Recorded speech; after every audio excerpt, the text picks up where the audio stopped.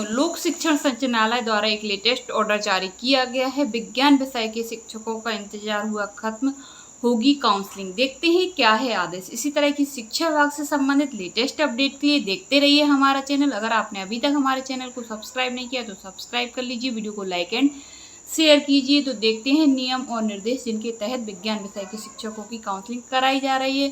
श्रेणी 2 के विज्ञान विषय के अतिशेष शिक्षकों की कमी वाली शालाओं में काउंसलिंग के माध्यम से पदस्थ करने विषयक राज्य एवं जिला स्तर पर अधिकारी कर्मचारियों की स्थानांतरण नीति 2022 जारी दिनांक 8/9/2022 की कंडिका 3.2 के अनुक्रम में अतिशेष शिक्षकों की कमी वाली शालाओं में काउंसलिंग के माध्यम से पदस्थ करने के संबंध में आवश्यक प्रावधान किए गए। अतिशेष शिक्षकों के संबंध में संचालक कोष एवं लेखा द्वारा यह सूचित किया गया है कि IFMS पोर्टल पर सालावार स्वीकृत पदों की प्रविष्टि की जाए एवं सालावार स्वीकृत पदों की संख्या अनुसार ही शिक्षकों का वेतन आहरित किया जाए। विभिन्न शैक्षणिक संस्थाओं में संख्यामान एवं विषयमान से जैसी भी स्थिति हो, अतिशेष शिक्षकों की स्थिति एजुकेशन पोर्टल पर प्रदर्शित की जाए। विज्ञान विषय के अतिशेष शिक्षकों की कमी वाली शालाओं में काउंसलिंग के माध्यम से पदस्थ करने हेतु दिनांक 27/9/2024 को संभागीय संयुक्त संचालक द्वारा जिला शिक्षा अधिकारी कार्यालय में सहयोग से काउंसलिंग की जाएगी। तो 27 तारीख को विज्ञान विषय के शिक्षकों की काउंसलिंग की जानी है।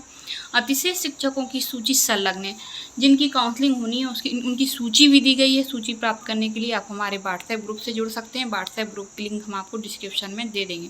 कृपया सर्व संबंधितों को सूचित करें कि अतिशेष के संबंध में कोई आपत्ति होने पर 26 को जिला शिक्षा अधिकारी कार्यालय में उपस्थित होकर अभ्यावेदन प्रस्तुत कर सकते हैं। तो इन्हें दावे आपत्ति लगाना है यदि किसी शिक्षक को, तो वह कल जाकर अपने दावे आपत्ति लगा सकता है। अतिशेष शिक्षकों के चिन्हांकन में कक्षा 1 से 8, 6 से 8 के ऐसे विद्यालय जिनमें 3 से कम शिक्षक हैं अथवा गणित का शिक्षक उपलब्ध नहीं है, तो विज्ञान शिक्षक को अतिशेष नहीं किया जाएगा।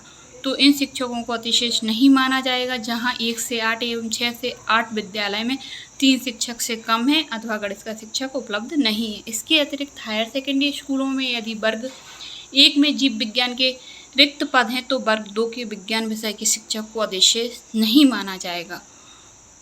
जिला शिक्षा अधिकारी एवं संभागीय संयुक्त संचालक के प्रतिनिधि मिलकर दिनांक 26 को ही प्रत्येक अभ्यावेदन का निराकरण करेंगे। निराकरण हेतु जिला शिक्षा अधिकारी समस्त विकासखंड शिक्षा अधिकारियों एवं संकुल प्राचार्यों को समस्त रिकॉर्ड के साथ 26 को उपस्थित होने हेतु निर्देशित करेंगे। विकासखंड शिक्षा अधिकारी संकुल प्राचार्य दिनांक 27 को काउंसलिंग के दौरान उपस्थित रहेंगे।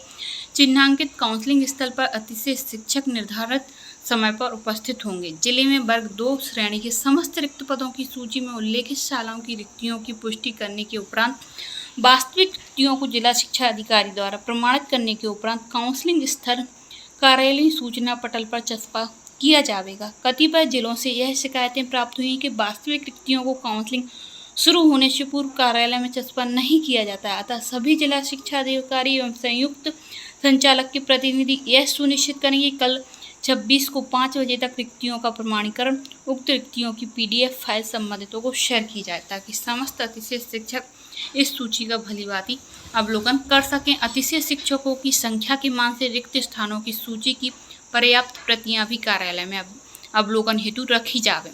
रिक्तियों का प्रमाणीकरण जिला शिक्षा अधिकारी के स्तर से सुनिश्चित किया जाए। यदि इसमें कोई विसंगति उद्भूत होती है तो जिला शिक्षा अधिकारी का दायित्व निर्धारित किया जाएगा।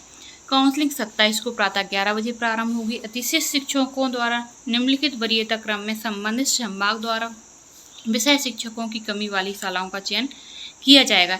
यह स्पष्ट किया जाता है कि उच्च श्रेणी शिक्षक एवं माध्यमिक शिक्षक पद का संभागीय कैडर है, अतः संभाग स्तर से काउंसलिंग होगी। अतः संभाग में विज्ञान विषय के लोक सेवकों के लिए संभाग के समस्त जिलों की रिक्तियों का विचारण किया जाएगा। सर्वप्रथम अतिशेष उच्च श्रेणी शिक्षक को उनकी वरीयता के आधार पर काउंसलिंग हेतु आमंत्रित किया जाएगा।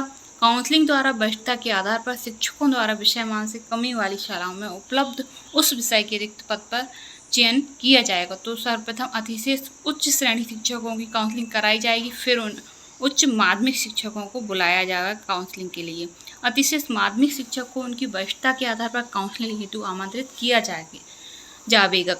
गूगल शीट में संबंधित अतिथि शिक्षक द्वारा चयन की गई शाला का विवरण भी काउंसलिंग के आधार पर दर्ज किया जाएगा। काउंसलिंग प्रक्रिया समस्त कार्रवाई पूर्ण होने तक जारी रहेगी। ऐसे शिक्षक जो पूर्व से स्वीकृत किसी कारण से अवकाश पर हैं, उनकी काउंसलिंग उनके लिखित अभ्यावेदन के आधार पर की जा सकेगी। ऐसे मामले में आवश्यक निर्णय संबंधित जिला शिक्षा अधिकारी जिले हेतु चिन्हांकित पर्यवेक्षक संयुक्त रूप से ले सकेंगे। काउंसलिंग में सम्मिलित लोक सेवकों से संलग्न परिशिष्टा में शाला चयन संबंधी सहमति प्राप्त की जाएगी। प्रत्येक जिले में काउंसलिंग प्रक्रिया को परीक्षण अनुवीक्षण एवं समन्वय हेतु संभाग स्तर से नामांकित एक अधिकारी काउंसलिंग के प्रारंभ से अंत तक काउंसलिंग स्थल पर उपस्थित रहेंगे। संभागीय संयुक्त संचालक विभागीय स्तर से ऑनलाइन काउंसलिंग करेंगे।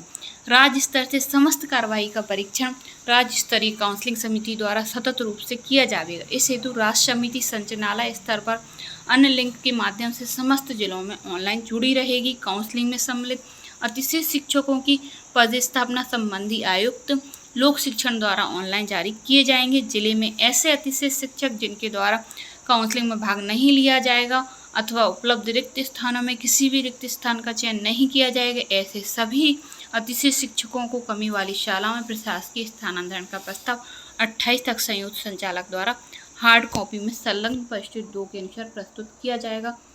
समस्त संबंधितों द्वारा उपयुक्त निर्देशों का पालन सुनिश्चित किया जाए।